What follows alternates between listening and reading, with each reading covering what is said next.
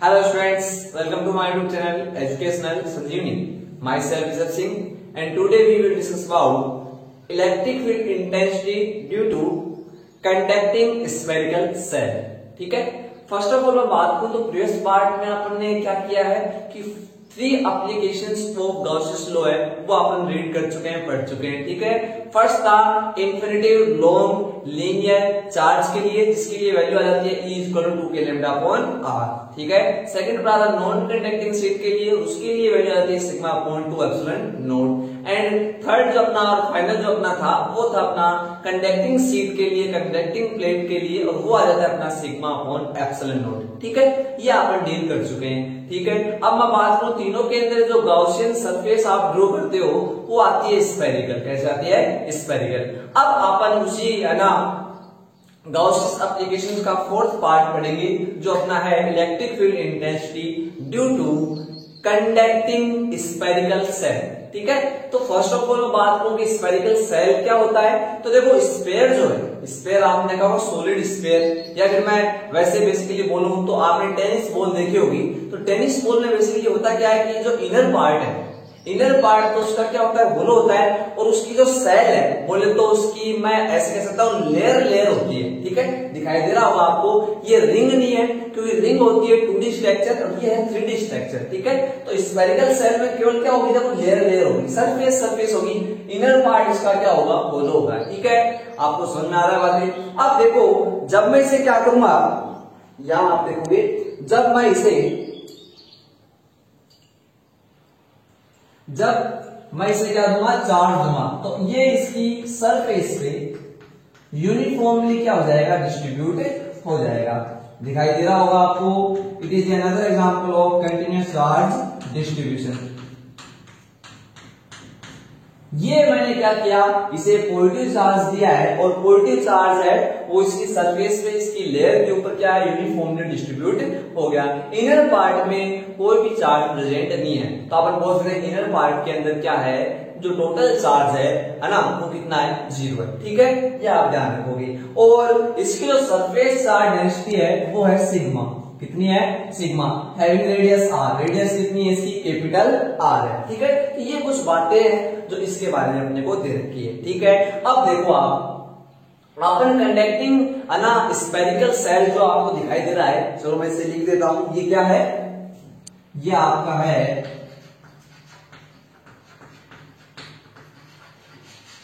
Conducting spherical shell. ठीक है, तो कंडक्टिंग स्फेरिकल सेल के लिए अपन क्या फाइंड आउट करेंगे, electric field intensity find out करेंगे. ठीक है, तो यहाँ पे 3 पोजीशन क्या होती है अपन ले सकते हैं जहां पे अपन क्या करेंगे, इलेक्ट्रिक फील्ड फाइंड आउट करेंगे. तो फर्स्ट ऑफ ऑल मैं इस चार्ज की बात कर लेता हूं, इसमें क्या है ऐसा. तो आप बोलोगे कि सर इसके ऊपर सरफेस चार्ज डेंसिटी कितनी है, सिग्मा. तो आप क्या सिग्मा की वैल्यू फाइंड आउट कर सकते हो, बिल्कुल कर सकते हो. कि यहाँ आप क्या करोगे, सिग्मा की वैल्यू फाइंड आउट करोगे सबसे पहले. हाँ बोलो, सिग्मा क्या होता है, what is sigma. Sigma is the surface charge density. What is this definition, तो इसकी डेफिनेशन है वो हो जाती है charge per unit area. Charge per unit area बोले तो Q अपॉन A मैं लिख सकता हूं, S भी मैं लिख सकता हूं. एरिया को अगर S से मैं डिनोट करूं तो Q upon S. That means Q total charge, इसमें टोटल चार्ज कितना है Q, और एरिया बोलोगे तो एरिया जो है आपको पता है स्फेयर ही तो है, एक तरह का ही स्फेरिकल ही तो है, और स्फेयर का जो एरिया होता है वो क्या होता है, 4 पाई r स्क्वायर. तो 4 pi r square, where r is radius of the spherical shell. ठीक है, तो ये एक बेसिक जो टर्म थी जो आपने फाइंड आउट कर ली इस कंडक्टिंग स्फेरिकल सेल के लिए, जो क्या है, सरफेस चार्ज डेंसिटी. ठीक है, तो फर्स्ट ऑफ ऑल आपने सरफेस चार्ज डेंसिटी क्या कर ली, फाइंड आउट कर ली. अब अपन क्या करेंगे, यहाँ पे इलेक्ट्रिक फील्ड फाइंड आउट करेंगे. तो देखो आप ध्यान से देखोगे, इलेक्ट्रिक फील्ड जब आप फाइंड आउट करोगे तो आप ऑब्जर्वेशन पॉइंट को कंसीडर करोगे, और ऑब्जर्वेशन पॉइंट की यहाँ पे 3 सिचुएशन है वो पॉसिबल है. अब वो 3 सिचुएशन कौन कौन सी होगी जिसके अंदर सब कुछ आ जाएगा. देखो एक तो आउटसाइड में, आउटसाइड एरिया कहाँ होगा, ये इसका आउटसाइड है. है ना, इस साइड ले लो, उस साइड ले लो, इस साइड ले लो, इस साइड इधर भी आप ले सकते हो। लेकिन ये वाला जो एरिया है इसका कौन सा है, आउटसाइड। तो आउटसाइड बोले तो इसके अराउंड में जितना भी एरिया है वो सारा आ गया। आउटसाइड में आप पॉइंट पी कंसीडर कर सकते हो। फिर ऑन दी सरफेस, सरफेस के ऊपर आप पॉइंट पी कंसीडर कर सकते हो। एंड इनसाइड दिस सेल, इस सेल के इनसाइड में, इनसाइड बोले तो ये वाला पार्ट पूरा आ जाएगा, सरफेस बोले तो ये वाला पार्ट आ गया, और आउटसाइड बोले तो पूरा आउटसाइड। समझ पा रहे हो क्या? जैसे मैं रूम की बात करूं या फिर आपके घर की बात करूं, तो घर के आउटसाइड का मतलब जो भी अगर आपके घर के आउटसाइड में वो सारे पॉइंट आप ले सकते हो, ठीक है। वो आउटसाइड बोलोगे, इनसाइड बोलोगे, आप उसकी बाउंड्री बोल दोगे, ठीक है। तो inside, on the surface and outside, ठीक है। ये 3 पॉइंट आप क्या है कंसीडर करोगे। तो आप कह सकते हो कि इलेक्ट्रिक फील्ड फाइंड आउट कर रहे हैं अपन, डायरेक्शन सभी को पता है आउटसाइड ही होगी, अपन डायरेक्शन निकाल लेते हैं। पीछे तीनों ही डेरिवेशंस के अंदर आपने डायरेक्शन फाइंड आउट की थी, और यहाँ पे भी आप डायरेक्शन बता सकते हो। इलेक्ट्रिक फील्ड की डायरेक्शन कैसे आती है, पॉजिटिव चार्ज से away from the positive charge, ठीक है। चलो, तो अपन यहाँ है फर्स्ट, यहाँ पे वैरायटी बन जाएगी इस क्वेश्चन की अलग अलग, ठीक है। तो मैं फर्स्ट जो है इसका पार्ट देख लेता हूं, और मैं इसमें लिखूंगा क्या, when observation, when observation point, that means P is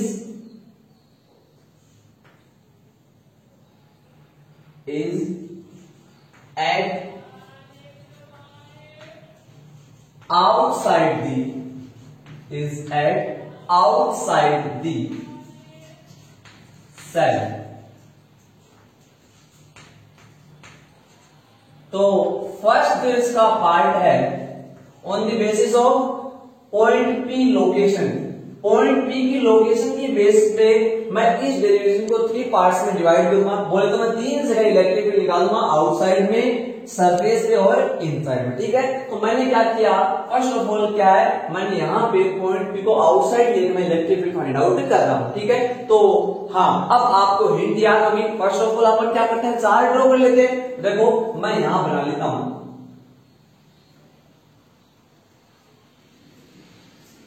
ये आपका क्या हो गया, सेल हो गया,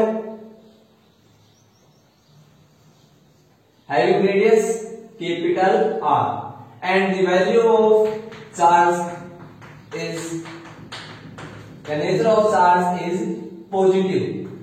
ये चार्ज की नेचर है वो कौन सी है, पॉजिटिव है। दिखाई दे रहा होगा आपको, ये मैंने चार्ज बना दिया, ठीक है। चार्ज आप ड्रॉ कर चुके हो। Then next point is point P and R distance. देखो पॉइंट पी आप क्या ले रहे हो, सपोज करो ये है आपका पॉइंट पी यहां पे, ठीक है। तो आप क्या करोगे, आप कह दोगे कि ये वाला डिस्टेंस है, ये है स्मॉल आर। स्मॉल आर आपको पता है, मैं कई बार बता चुका हूं, स्मॉल आर क्या होती है, डिस्टेंस ऑफ ऑब्जर्वेशन पॉइंट। किसकी, ऑब्जर्वेशन पॉइंट की डिस्टेंस है, उसे स्मॉल आर से आप रिप्रेजेंट करते हैं, ठीक है। हाँ, अब आप क्या करोगे, यहां पे एक स्फेरिकल गाउसियन सरफेस ड्रॉ कर लोगे।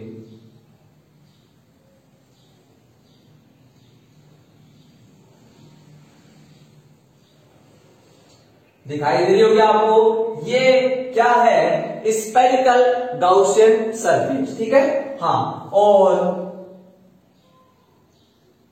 ये देखो मैं थोड़ा डैश से आपको दिखाने की कोशिश की है, तो आप देख सकते हो।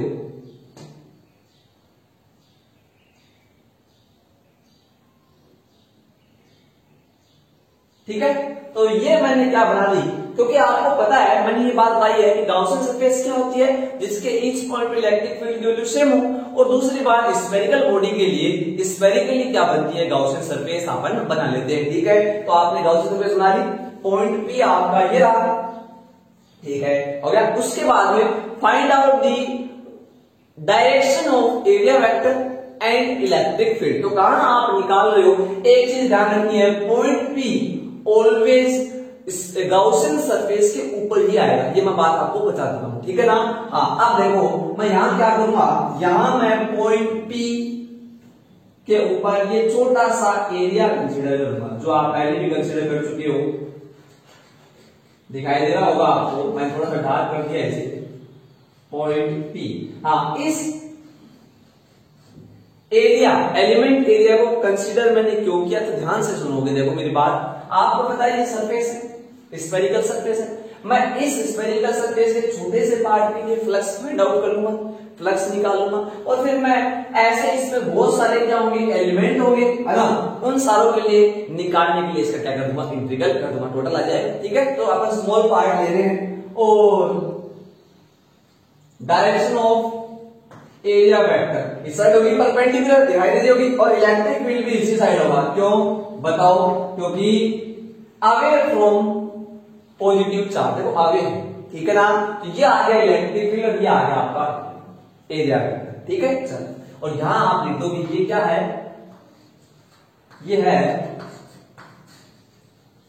Spherical Gaussian surface. ठीक है, यहां तक बातें आपके समझ में आ गई, क्लियर है सारी बातें, डायग्राम आपकी क्लियर है। ठीक है, चलो अब अपन आगे चलते हैं। ठीक है, तो फर्स्ट ऑफ ऑल आप ये बताओ कि गाउसियन सरफेस में देखो इसके ऊपर चार्ज की वैल्यू कितनी थी, तो मैंने बताया था थोड़ी देर पहले, टोटल चार्ज कितना था, यहां देखो Q।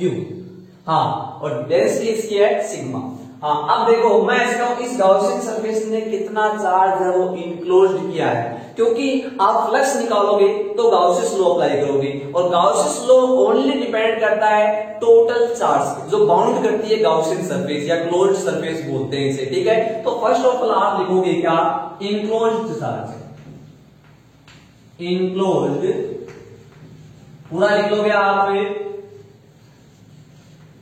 ठीक है, enclosed charge by the Gaussian surface, बोले तो summation Q is equal to Q बोल सकता हूं, ठीक है ना। इसमें क्या बोल सकता हूं, Q भी बोल सकता हूं, और मैं इसे ऐसे भी बोल सकता हूं, सिग्मा इंटू एस। कोई दिक्कत है बताओ, सिग्मा बोले तो ये सिग्मा और इंटू एस, देखो टोटल चार्ज ऐसे निकलता है सिग्मा इंटू एस से, और टोटल चार्ज Q अपने को पता भी है। ठीक है ना, चार्ज निकालने का फॉर्मूला सिग्मा, बोल दो सरफेस चार्ज डेंसिटी से एरिया से मल्टीप्लाई करो, दोनों ही तरीके हैं, दोनों में यहां लिख लेता हूं। This is the value of total charge enclosed bye the Gaussian surface. ठीक है, चलो अब नेक्स्ट पॉइंट पे अपन आगे बढ़ते हैं, अप्लाई गाउसियस लॉ। अब क्या अप्लाई करेंगे अपन, गाउसियस लॉ। देखो फ्रॉम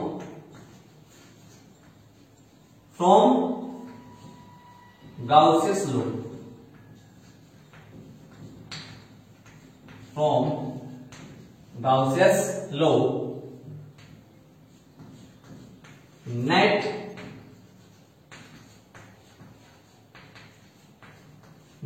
electric flux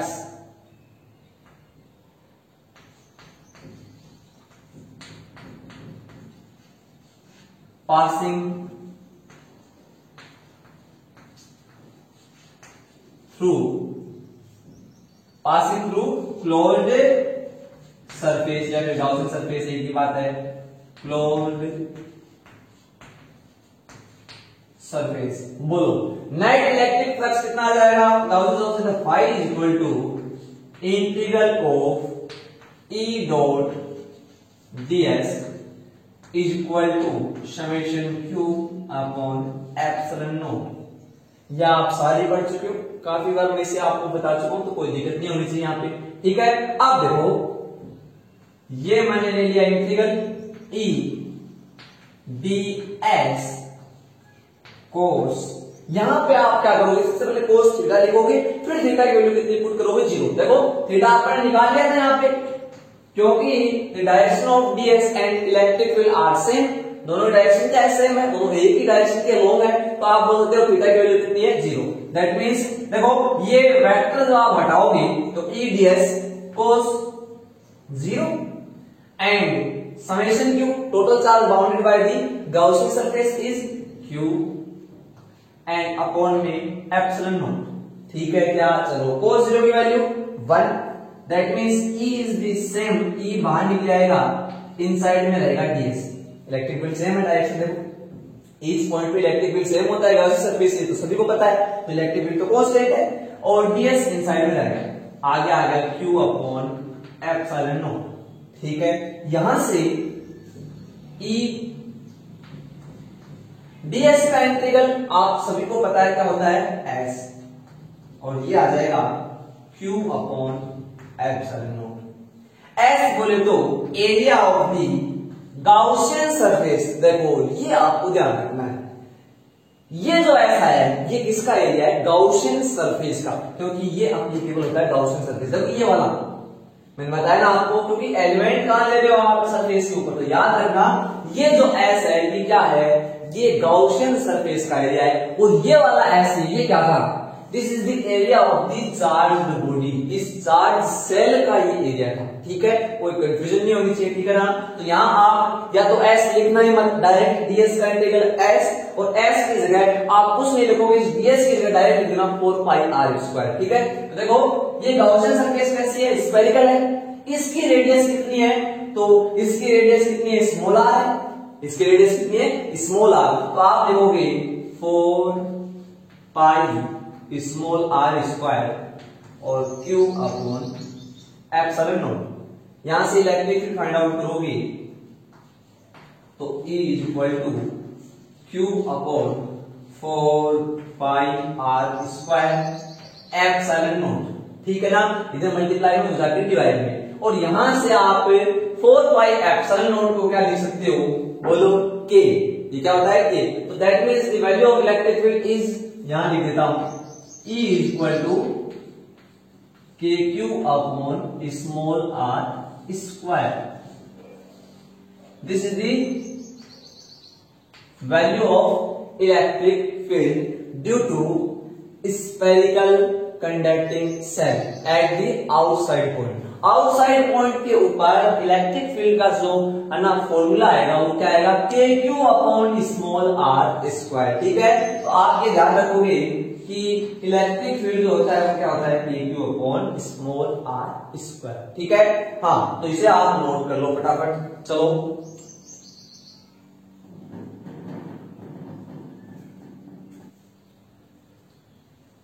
ठीक है, नोट कर लिया होगा आपने।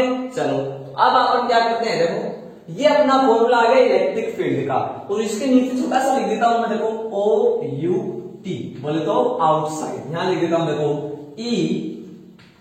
OUT is equal to KQ upon r square, जिससे अपने पता चल जाएगा कि आउटसाइड का इलेक्ट्रिक फील्ड था। That means E outside electric field at outside point is inversely proportional to square of distance। ठीक है, ये हो गया। वेक्टर फॉर्म में बताओ इलेक्ट्रिक फील्ड की डायरेक्शन किस साइड थी, इस साइड थी। अरे जिस साइड मैंने क्या लिया था, यहाँ पे ये स्मॉल r ली थी, स्मॉल r की डायरेक्शन भी यही है और इलेक्ट्रिक फील्ड की डायरेक्शन भी क्या है, यही है। तो आप बोल सकते हो इन वेक्टर फॉर्म, वेक्टर में E vector is equal to KQ upon small r square magnitude and its direction, बोले तो r cap.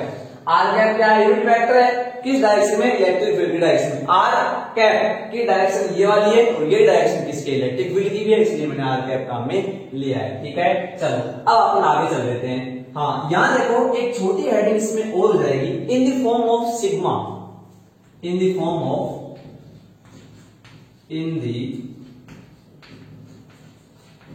form of sigma। जैसे बेसिकली आपने तीन क्या पढ़े हैं, एप्लीकेशंस ऑफ गॉसियन लॉ पढ़े हैं, तीनों के अंदर ही देखो 2k lambda upon r lambda आता है, sigma upon 2 epsilon not sigma आता है, और सिग्मा अपॉन एप्सिलॉन नॉट यानी उसमें भी सिग्मा आता है। तो यहाँ पे भी आपने जो इलेक्ट्रिक फील्ड फाइंड आउट किया उसमें सरफेस चार्ज डेंसिटी काम में नहीं ली। ठीक है ना, तो सरफेस चार्ज डेंसिटी की फॉर्म में अगर आंसर निकालने हो तो कैसे निकालेंगे वो आप देखोगे। यहाँ पे देखो E outside is equal to K। ठीक है, K की वैल्यू पुट कर दो दोबारा से, Q upon 4 pi r square epsilon naught. ठीक है क्या, यही है के की जगह 4 पाई एप्सिलॉन नॉट और नीचे क्या आ गया आर स्क्वायर। यहां तक तो अपन पहले भी पढ़ चुके हैं, नीचे आ जाते हैं। ठीक है, अब देखो क्यू की वैल्यू यहां से निकाल लेना, चार्ज की वैल्यू, क्योंकि ये जो सिग्मा है this is the property of charge, तो चार्ज की वैल्यू अपन यहां से निकालें। चार्ज की वैल्यू कितनी आएगी, चार्ज की वैल्यू आएगी sigma into S, sigma into S जो मैंने पहले भी लिखा था, और एस कितना है 4 पाई आर स्क्वायर। तो यहां से आप चार्ज की वैल्यू निकालोगे। ठीक है, तो वो क्या आ जाएगी sigma into 4 pi r square. ठीक है, आप चार्ज निकाल लेना, sigma into 4 pi r square. अब यहां पे रेडियस कैपिटल आर क्यों ली, क्योंकि चार्ज किसका है, सेल का है, तो इस सेल की रेडियस लेंगे। ठीक है, इंटीग्रल जब आप करते हो तो किसके लिए करते हो, गाउसियन सरफेस के लिए करते हो, तो वहां पे स्मॉल आ जाता है, बेसिक फर्क इतना ही है। ठीक है, और नीचे क्या आया 4 pi r square epsilon naught, cancel out कर दो टर्म को, that means e outside is equal to sigma r square upon small r square epsilon naught. ये है in the form of sigma. ठीक है, सिग्मा की फॉर्म में answer हो गए ये किसके, इलेक्ट्रिक फील्ड। ठीक है, और ये थे है ना अपने बेसिक बोल सकते हैं, जनरल वे में बोल सकते हैं के क्यू अपॉन आर स्क्वायर, जो आपको याद रखने, इसका ज्यादा यूज नहीं होना, इसका हम अपन कन्वर्ट करते रहेंगे। तो इलेक्ट्रिक फील्ड क्या होता है, K Q upon small r square. ठीक है, तो ये हो गया आपका क्या, आउटसाइड में आपने पॉइंट लिया। अब सेकंड पॉइंट लेंगे ऑन दी सरफेस। ठीक है, ठीक है, तो आप इसे नोट करो फटाफट। ठीक है, तो आपने नोट कर लिया होगा। अब चलते हैं अपन सेकंड पॉइंट पे। तो सेकंड जो अपना पॉइंट है वो है when observation point P is at surface of the shell, shell के सरफेस पे जब क्या हो ऑब्जर्वेशन पॉइंट हो, तो देखो ये अपना क्या हो गया, स्फेरिकल सेल हो गया, चार्ज स्फेरिकल सेल, और चार्ज है positive charge, and the observation point P is on the surface of the shell. देखो सरफेस पे ये पॉइंट आपका क्या है, ये P है, यहाँ ये वाला पॉइंट क्या है, P है। ठीक है, अब आप क्या करोगे, सबसे पहले आप स्मॉल r लिखोगे, स्मॉल r मैंने लिख दिया पहले, फिर पॉइंट P लिखोगे, पॉइंट P भी आप लिख लेंगे, फिर आप गाउसियन सरफेस बनाओगे। तो गाउसियन सरफेस जो है इसके ऊपर ही आ जाएगी, क्योंकि आपको पता है कि गाउसियन सरफेस ऑलवेज उस पॉइंट के ऊपर ही होती है। तो मैं ऐसे कह सकता हूं कि जो पॉइंट P है वो गाउसियन सरफेस के ऊपर ही होता है। आप ऐसे नहीं कह सकते क्या, यही इसके लिए क्या है, गाउसियन सरफेस होगी। ठीक है, तो गाउसियन सरफेस ड्रॉ करने की जरूरत नहीं है, वो इसी के ऊपर ही आ जाएगी। ठीक है, इसी के लॉन्ग बन जाएगी वो। हाँ, अब यहाँ आप डिनोट करोगे ये क्या बोले तो एरिया वेक्टर की डायरेक्शन। तो स्मॉल एलिमेंट ले लिया गाउसियन सरफेस के ऊपर, और this is the direction of area vector and also direction of electric field, that means the angle between E and DS is 0। ठीक है, और ये आपकी गाउसियन सरफेस भी है। ठीक है ना, ध्यान रखना स्फेरिकल गाउसियन सरफेस। चलो स्टार्ट कर देते हैं। तो इस केस में आप मेरे को बताओ क्या डेरिवेशन दोबारा करने की जरूरत है, डेरिवेशन दोबारा करने की जरूरत नहीं है, क्योंकि देखने में डायग्राम सेम है। यहाँ पे एक बात बोल सकते हो, कैपिटल आर क्या है, स्मॉल आर के इक्वल हो गया है, बस, और कोई भी फर्क नहीं है, क्योंकि सेम फॉर्मूला, सेम डायरेक्शन, वही डीएस, वही चार्ज, सब कुछ सेम है। तो आप देखोगे in this case, in this case small r is equal to capital R, small r is equal to capital R। ठीक है, अब जो ऊपर दो इक्वेशन आई थी, फर्स्ट जो आपकी आई थी E इज इक्वल टू के Q upon small r square, इसे इक्वेशन आप फर्स्ट ड्रॉ कर लोगे। ठीक है, सपोज कर लेना, एंड सिग्मा की फॉर्म में जो आई थी sigma r square upon epsilon naught small r square, इसे आप इक्वेशन 2 आप सपोज कर लोगे। फिर इसके नीचे लिखोगे on putting the value of small r in the equation first and second. तो देखो ई की जो वैल्यू है क्या आ जाएगी, के Q upon capital R square, ये आ गया सरफेस। तो यहां थोड़ा सा मैं डिनोट कर देता हूं सरफेस। ठीक है क्या, तो सरफेस का आपको टोटल करने की जरूरत नहीं है, आप क्या करोगे, in this case small r is equal to capital R, तो स्मॉल आर की जगह आपने क्या पुट कर दिया, कैपिटल आर पुट कर दिया, तो ये आ गया आपका सरफेस पे इलेक्ट्रिक फील्ड। ठीक है, यहां आप एक बात बोल सकते हो, इलेक्ट्रिक फील्ड डिपेंड नहीं कर रहा है स्मॉल आर पे, तो ये एक वैल्यू हो गई है, ये क्या हो गई, वैल्यू, क्योंकि पॉइंट पे आपकी बात सरफेस पे है, ठीक है, बाउंड्री के ऊपर। चलो हाँ, सिग्मा की फॉर्म में, तो सिग्मा की फॉर्म के लिए आप क्या करोगे, आप कहोगे इस फॉर्मूले में स्मॉल आर की जगह कैपिटल आर आप क्या करेंगे, पुट कर देंगे, तो स्मॉल आर की जगह मैंने पुट कर दिया कैपिटल आर, तो कैपिटल आर स्क्वायर हो गया, आर स्क्वायर से आर स्क्वायर कैंसिल आउट गया, that means sigma upon epsilon not. This is the formula of electric field in the form of sigma. ठीक है, फटाफट इस नोट को, सिंपल सा आपका एक टॉपिक था जो आपका कंप्लीट होगा। सेकंड पॉइंट बहुत ही सिंपल है, स्मॉल आर की जगह कैपिटल आर आप क्या है पुट कर दोगे। ठीक है, पुट करो। ठीक है, अब देख लेते हैं अपना थर्ड पॉइंट क्या है, वो अपन कंसीडर कर लेते हैं। ठीक है, तो थर्ड पॉइंट है, when observation point P is inside the spherical shell, तो स्फेरिकल सेल के इनसाइड में पॉइंट पी है, that means location of point P is this, ये सपोज कर लो पॉइंट पी है, which is at r distance from the centre O, दिखाई दे रहा है। अब आप क्या करते हो, गाउसियन सरफेस ड्रॉ करते हो और वो पॉइंट पी उस गाउसियन सरफेस के ऊपर आता है। गाउसियन सरफेस स्फेरिकल होगी, ये सभी को पता है, दैट मींस अगर मैं यहां गाउसियन सरफेस ड्रॉ कर लूं तो ये देखो, ये क्या आ जाएगी, r radius, small r radius की गाउसियन सरफेस, दिखाई दे रही होगी आप सभी को, ये क्या है, आर रेडियस की गाउसियन सरफेस मैंने ड्रॉ कर दी है। तो इसे थोड़ा डैश डैश से मैं दिखा देता हूं, ये ठीक है, तो ये हो गई आपकी क्या, गाउसियन सरफेस। और इस पॉइंट पी पे, इस केस में आप सबसे पहले क्या है, इलेक्ट्रिक फील्ड और एरिया वेक्टर की डायरेक्शन फाइंड आउट करने से पहले आप बोलोगे कि यहाँ पे टोटल चार्ज कितना है, 0। देखो इस सरफेस ने कोई भी चार्ज बाउंड नहीं किया है, इनक्लोज नहीं किया है, क्योंकि चार्ज तो आउटसाइड में रह गया। मेरी बात समझ आ रही है, चार्ज कहां रह चुका है, आउटसाइड में रह चुका है। तो इन this case the electric charge bounded by the Gaussian surface will be 0, वो 0 होगा। और क्यों होगा, क्योंकि वो आउटसाइड में रह गया, अब आपकी सरफेस है वो इनसाइड में आ गई, ये यहां, ठीक है, पॉइंट पी यहां है। तो आप क्या लिखोगे, आप लिखोगे इन this case, in this case total charge